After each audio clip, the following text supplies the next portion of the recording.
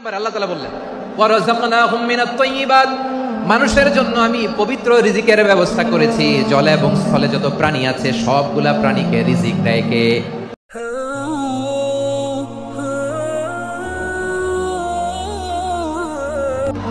আমাদেরকে রিজিক দেয় কে? সাগরের মাছগুলোকে, বড় বড় তিমি মাছগুলোরে রিজিক দেয় কে? বাতাসের মধ্যে ভেসে বেড়ানো বড় বড় পাখিগুলো, স্ক্যান্ডিনেভিয়ান কান্ট্রি থেকে লক্ষ লক্ষ কোটি কোটি পাখিগুলো যে এক দেশ থেকে আরেক দেশে ট্রান্সফার হয়, এগুলোর রিজিক দেয় কে? রব্বুল আলামিন বলেন ওয়ামা মিন দাব্বাতিন ফিল আরদি ইল্লা আলাল্লাহি রিজকুহা ওয়া ইয়ালামু মুস্তাকাররাহা ওয়া মুস্তাওদাআহা কুল্লুম ফি কিতাবিম মুবিন। আল্লাহু আকবার। রব্বুল আলামিন বলেন ভূপৃষ্ঠে বিচরণশীল যত প্রাণী আছে সব প্রাণীগুলোকে আমি আল্লাহ আমার নিজের কুদরতে রিজিকের বন্দোবস্ত করি। এই প্রাণীগুলো কোথায় থাকে, কোথায় যায়, সব জায়গায় আমি রিজিক পৌঁছে দেই। রিজিক কেউ দিতে পারে না, রিজিকের মালিক কে? রিজিকের মালিক তিনি আল্লাহ। এজন্য আল্লাহ তাআলা বললেন ওয়ারাযাকনাহুম মিনাত তাইয়্যিবাত। এরপর আল্লাহ বললেন ওয়া ফাদ্দালনাহুম আলা কাসীরিম মিম্মান খালাকনা তাফদীলা। আমি যত প্রাণী সৃষ্টি করেছি সকল প্রাণীর মধ্যে মানুষের মর্যাদা শ্রেষ্ঠত্ব আমি দিয়েছি। সুবহানাল্লাহ পড়েন। তাহলে এক নম্বরে আল্লাহ বললেন আমি বনি আদমের মর্যাদা বাড়ালাম। এরপরে বললেন স্থলে এবং সমুদ্রে চলাচলের জন্য যানবাহন দিলাম। তিন নম্বরে আল্লাহ বললেন পবিত্র রিজিকের ব্যবস্থা করে দিলাম। এরপরে আল্লাহ বললেন যত প্রাণী আছে, সৃষ্টি আছে, সবগুলার উপরে আমি মানুষকে শ্রেষ্ঠত্ব দিলাম। সুবহানাল্লাহ। তাহলে সবচেয়ে বেশি শ্রেষ্ঠত্ব মানুষের। কার? মানুষের। শুধু তাই নয় প্রিয় ভাইরা, আকাশ এবং জমিনে যা কিছু আছে সবকিছু মানুষের জন্য, মানুষের কল্যাণে, মানুষের প্রয়োজনে, মানুষের বশীভূত করে সৃষ্টি করেছেন কে? রব্বুল আলামিন বলেন হুয়াল্লাযী খালাকা লাকুম মা ফিল আরদি জামিআ। এই জমিনের মধ্যে যা কিছু আমি আল্লাহ সৃষ্টি করেছি সব কিছু আমি মানুষের জন্য সৃষ্টি করেছি। পড়েন সুবহানাল্লাহ। হুয়াল্লাযী খালাকা লাকুম মা ফিল আরদি জামিআ, যা আছে সব আমাদের জন্য, সব আমাদেরকে সার্ভিস দেওয়ার জন্য, আমাদের উপকারের জন্য, আমাদের কল্যাণের জন্য। আওয়াজ করে সবাই পড়ুন আল্লাহু আকবার। অন্য আয়াতে আল্লাহ বললেন ওয়াসাখখারা লাকুম মা ফিস সামাওয়াতি ওয়া মা ফিল আরদি জামিআন মিন ইন্না ফি যালিকা লাআয়াতিন লিকাওমি ইয়াতাফাক্কারুন।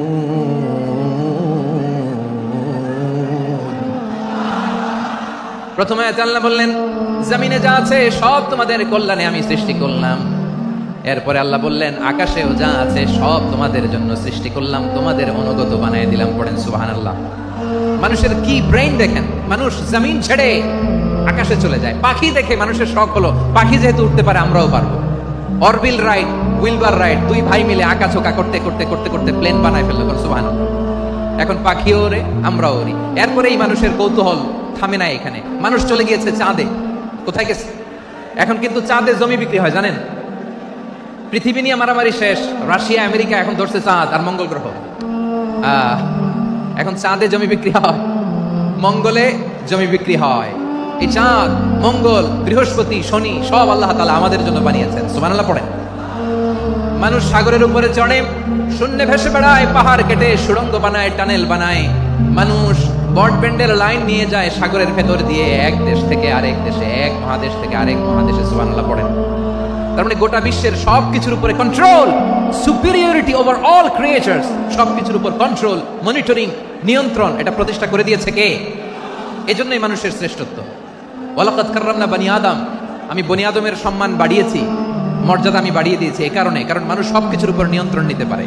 মানুষকে নিয়ে এই কোরআনের সব আলোচনা, মানুষকে নিয়ে এই কোরআনের সব। তাই কোরআনের কেন্দ্রীয় আলোচ্য বিষয় হচ্ছে মানুষ। কোরআনের কেন্দ্রীয় আলোচ্য বিষয় কি? যশোরের ভাইয়েরা বুঝে থাকলে সবাই বলবেন কোরআনের কেন্দ্রীয় আলোচ্য বিষয় কি? এই যে আমি মূল আলোচনায় যাচ্ছি এখন।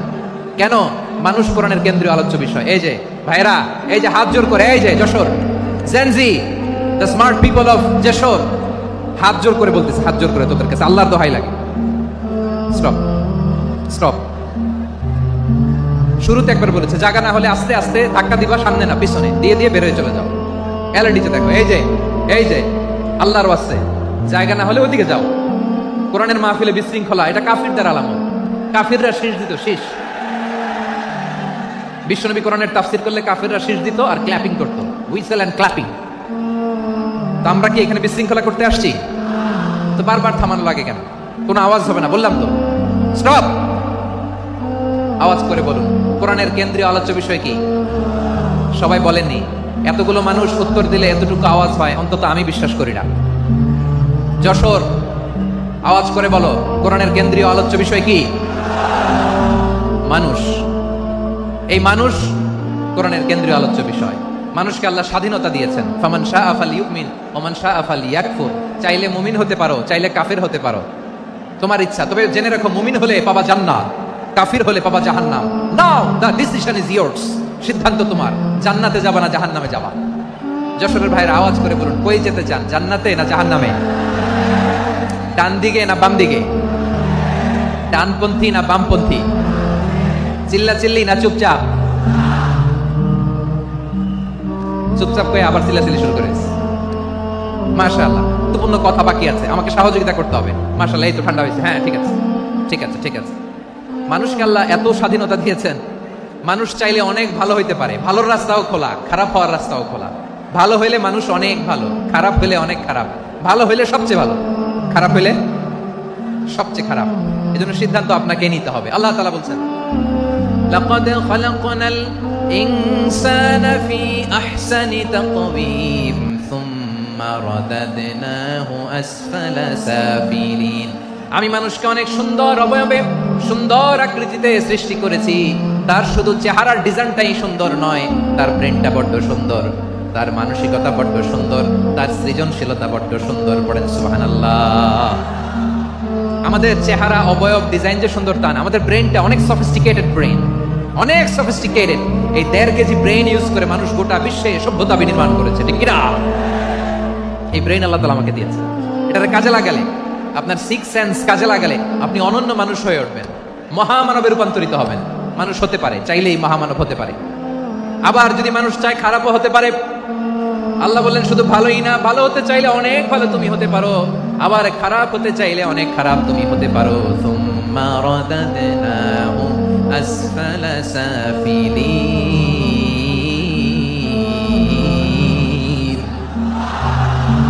খারাপ হলে একেবারে খারাপ হতে পারো, নিকৃষ্ট হলে একেবারে নিকৃষ্ট হতে পারো, ভালো হলেও ভালো হতে পারো। সুবহানাল্লাহ। এবার আওয়াজ করে বলুন, ভালো হতে চাই না খারাপ? শ্রেষ্ঠ না নিকৃষ্ট? মানুষ ভালো হলে মানুষ ফেরেশতার চেয়েও ভালো, মানুষ খারাপ হলে সে পশুর চেয়েও খারাপ। কথা ঠিক কিনা বলেন? ভালো হলে ফেরেশতার চেয়েও ভালো, খারাপ হলে পশুর চেয়েও নিকৃষ্ট। তার মানে শ্রেষ্ঠত্বে মানুষ, শ্রেষ্ঠত্বে ফেরেশতাকে হার মানায়, আর অধপতনে শ্রেষ্ঠত্বে ফেরেশতাকে ছাড়িয়ে যায়, আর অধপতনে পশুকেও হার মানায়। আই রিপিট, আমি আবারও বলছি, মানুষ শ্রেষ্ঠত্বে ফেরেশতাকে ছাড়িয়ে যায়, আর অধপতনে সে পশুকেও হার মানায়। আওয়াজ করে বলতে হবে, ঠিক কিনা? এটার প্রমাণ কি? মানুষ শ্রেষ্ঠ হইলে যে ফেরেশতার চেয়েও সেরা, তার প্রমাণ কি? আল্লাহ তাআলা বলছেন, وَإِذْ قُلْنَا لِلْمَلَائِكَةِ اسْجُدُوا لِآدَمَ فَسَجَدُوا إِلَّا إِبْلِيسَ أَبَى وَاسْتَكْبَرَ وَكَانَ مِنَ الْكَافِرِينَ। আল্লাহ বলেন, স্মরণ করো সে সময়ের কথা যখন আমি ফেরেশতাদেরকে বললাম, ও ফেরেশতারা আদমকে সেজদা দাও। সব ফেরেশতারা সম্মানসূচক সেজদা আদমকে দিল, তার আদমের জন্য সেজদায় লুটিয়ে পড়লো, একজন ছাড়া, তার নাম ইবলিস। আওয়াজ করে বলেন, তার নাম কি? সে অহংকার প্রদর্শন করলো, সে কাফের হয়ে গেল, বাকি সব ফেরেশতারা সেজদা দিল। সুবহানাল্লাহ। আবার আদম আলাইহিস সালামকে আল্লাহ জিজ্ঞেস করলেন, সব বলে দিল উত্তর, কিন্তু ফেরেশতাদেরকে একই প্রশ্ন জিজ্ঞেস করলেন, তারা উত্তর করতে পারে নাই। তার মানে এর মধ্য দিয়ে প্রমাণিত হয়, মানুষ ভালো হলে ফেরেশতার চেয়েও ভালো, ফেরেশতার চেয়েও মানুষের মর্যাদা বাড়িয়ে দিয়েছে কে? সব নূরের ফেরেশতা যখন মাটির আদমকে সেজদা দেয়, এটা প্রমাণ করে ফেরেশতার চেয়েও মানুষের মর্যাদা বাড়িয়ে দিয়েছে কে? তুমি মাটির আদমকে প্রথম সৃষ্টি করিয়া ঘোষণা করিয়া দিলে শ্রেষ্ঠ বলিয়া, তাই তো নূরের ফেরেশতা করে আদমকে সেজদা। ঠিক কিনা বলেন? তাই তো নূরের ফেরেশতা করে আদমকে সেজদা, সবার চেয়ে সম্মান দিলে মাটির আদমকে। আল্লাহু আল্লাহু তুমি জাল্লে জালালুহু, শেষ করা তো যায় না গে তোমার গুণগান। পড়েন না পড়েন, আল্লাহু আল্লাহু তুমি জাল্লে জালালুহু, শেষ করা তো যায় না গে তোমার গুণগান। আল্লাহু আল্লাহু, আল্লাহু আকবার। আদমের মর্যাদা বেশি, মানুষের মর্যাদা বেশি। মানুষ শ্রেষ্ঠ তার প্রমাণ, নূরের ফেরেশতা মাটির আদমকে সেজদা করে আওয়াজ করে বলেন ঠিক কিনা?